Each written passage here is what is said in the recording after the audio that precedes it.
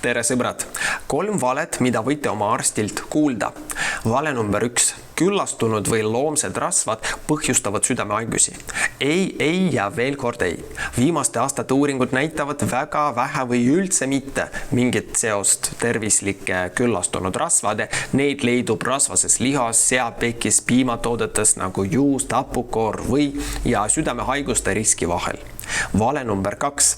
Toidus sisalduv kolesterool põhjustab veresoonte lupiumist ja infarkti.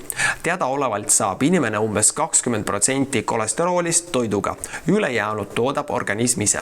Kuigi võib tunduda loogiline, et kolesterooli tarbimine tõstab vere kolesterooli taset, ei ole see tavaliselt nii. Kui toiduga tarbitakse vähem kolesterooli, toodab teie keha seda ise juurde. Kui sööte rohkem loomse rasvaga ja kolesterooli rikast toitu, toodab teie keha seda vähem. Seetõttu on suure kolesterooli sisaldusega toidu mõju enamiku inimeste puhul nende kolesterooli tasemele on minimaalne või seda ei ole üldse.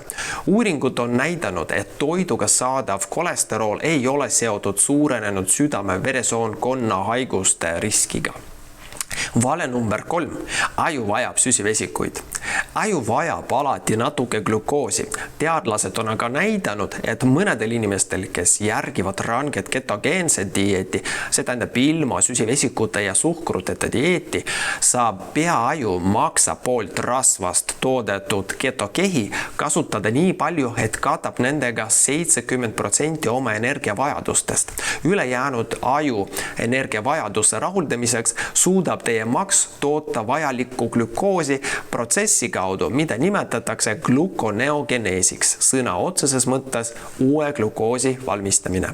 See tähendab, et aju töötamiseks pole kommi vaja ja pidage meeles, teie tervis on teie kätes.